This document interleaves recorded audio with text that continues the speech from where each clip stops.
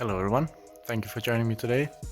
In this video, by a few requests, I am going to go through some wiring basics for automotive wiring.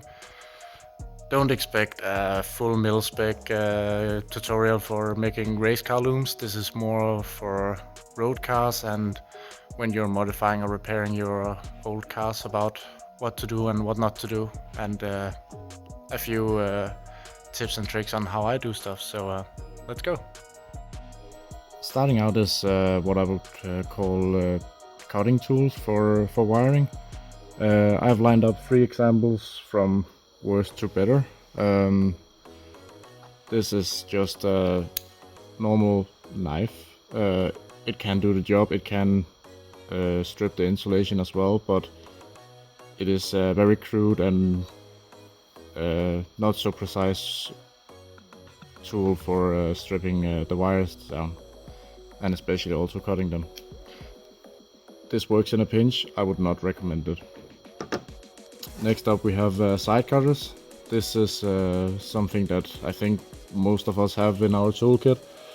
These work really well for cutting wires, but also removing insulation. So, as we all know, they snip it really easily. What can be an issue is that it kind of pinches the wire. As you can see, it makes like a tapered end. And again, with the removing insulation, it's a bit crude, but it works.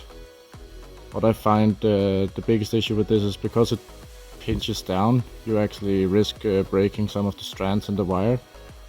And when you tend to pull the insulation off, because it doesn't really cut it, more like squishing it together, you risk removing the strands from the wire, so you will end up with a slightly worse connection. Lastly is the cable shears. These are actually tools made for cutting and stripping insulation of wires. The difference is that, as the name suggests, they actually shear instead of just pinching together. So what you will end up with is a much cleaner cut, which is almost always very nice and straight. And the same goes for when you strip the insulation, because it actually cuts into the insulation. As you can see, the strands are not all over the place because they haven't been pinched, and the cut of where you strip the insulation is also really nice and clean. Next up we have crimping tools. A lot of the repairs and wiring work we do in cars, we have to crimp on certain types of terminals. Again, from the most crude one, almost everyone has one of these in their toolbox, and these work exceptionally well when you have to crimp wires or crimp terminals like these. The only issue I see when people use these is that they try to crimp it from out here, which obviously works, but the issue is that the tip of the jaw pinches it completely flat, whereas if you look at the inside here, it has a slight curve to it. So if you put it in here and crimp it, it actually allows a bit of room for the wires that you are passing through the terminal. The next one is what I would consider the correct tool for crimping these types of terminals. It's a ratcheting system, and it has a small detent that actually holds your terminal in, so you can put your terminal in and have your second hand free to feed in wires as you go. And again, if we look at how it crimps together, it also allows room for wires and also the plastic and the metal sheathing of the terminal to stay there, so you don't crimp it too hard and risk cracking the terminals. The last tool is, I think it's referred to as a terminal crimping tool as well. The difference between this and the previous one is that these have a slight notch in the top that actually allows the the terminal to crimp around and into the wire. These two are also ratcheting, which is really nice. And for using with these types of terminals, what you want to do is you want to remove the plastic by grabbing a hold of the plastic and slightly twisting it. And that exposes the end of the terminal. As you can see, there is a small seam up here in the top of the terminal.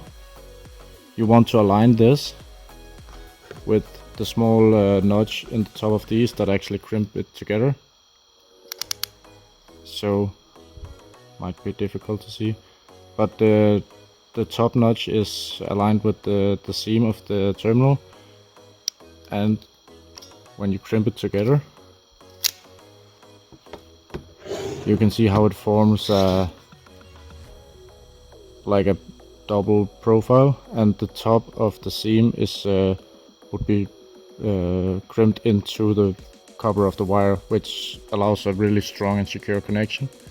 The only difficulty or the only setback of doing it like this is that you have obviously lost the insulating plastic of the terminal, but that is where I would normally put heat shrink over it and heat it down and make a really nice connection.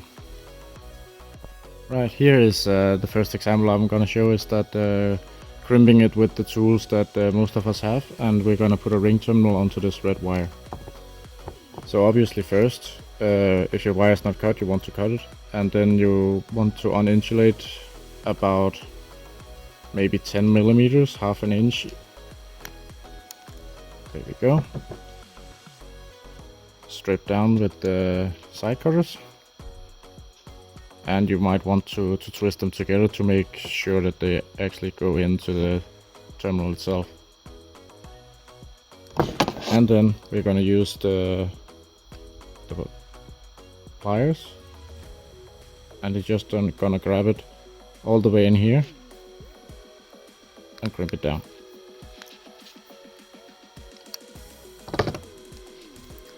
As you can see, it's a strong connection. It does what it's supposed to do. It's a bit crude because the pliers will munch up the plastic of these, but it is secure and it's working. And the next example, I'm gonna use the cable shears and the correct crimping tool for these type of plastic terminals. So again, you want to remove about 10 millimeters of insulation. You can already see we have a much nicer and sharper insulation. We're gonna slide our terminal onto it, or we can open up our pliers.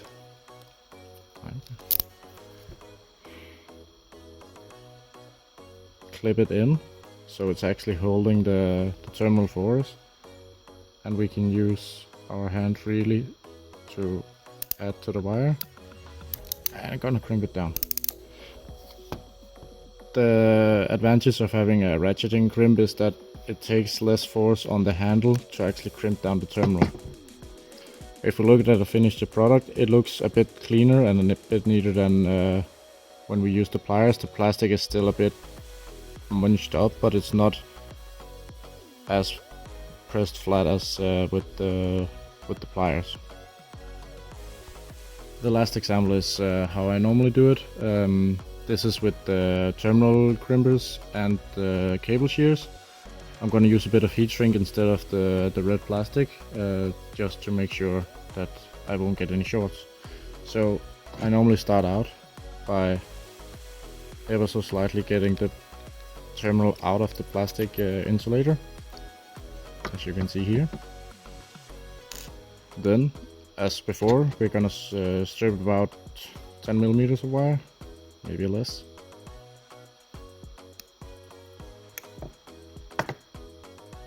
And then I'm gonna take my terminal.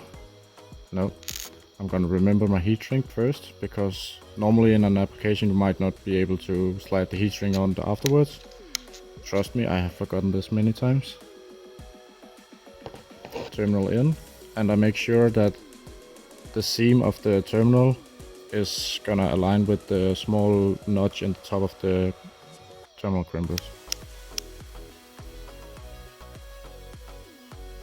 And maybe if I can get this to focus. You can see how it crimps down into the wire.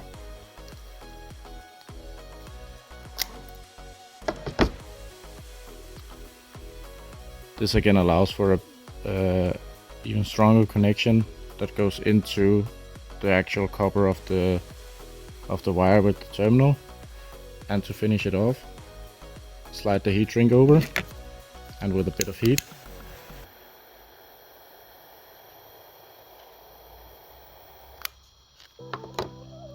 you have a really strong connection that, in my opinion, looks a bit better as well.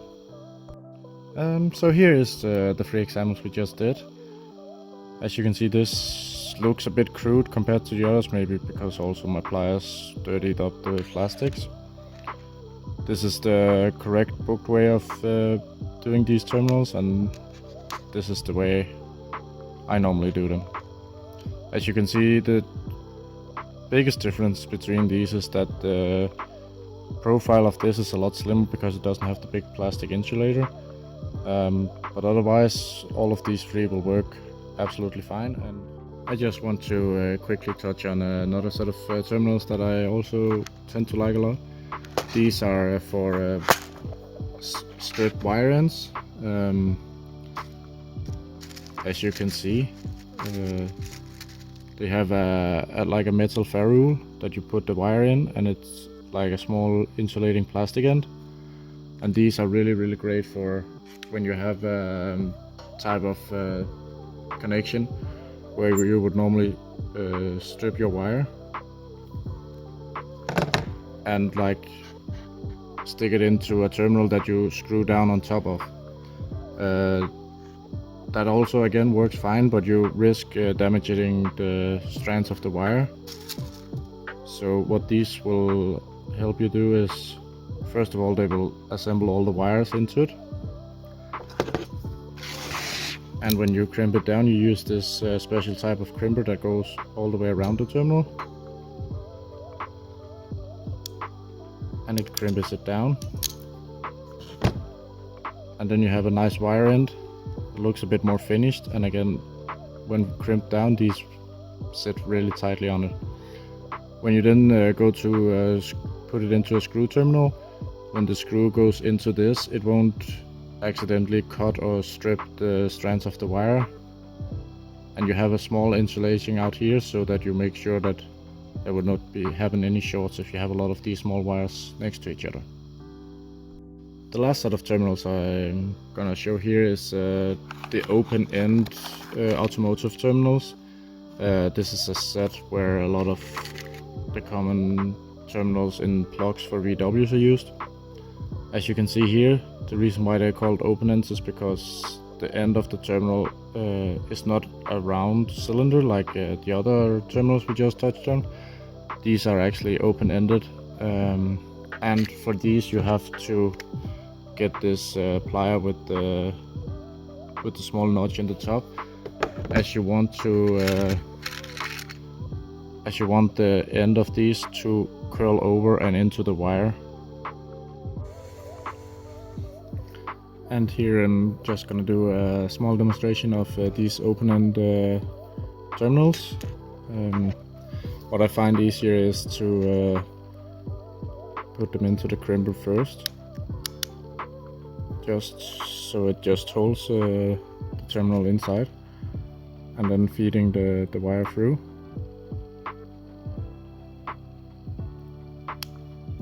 And then again, crimp it down. As you can see with these, the first hoop is going to crimp down onto the insulation of the wire, and the second loop is gonna crimp into the copper strands of the wire. This ensures that there is no strain on the strands in the wire, and it's only the insulation that's actually taking the force when you have to remove these pins.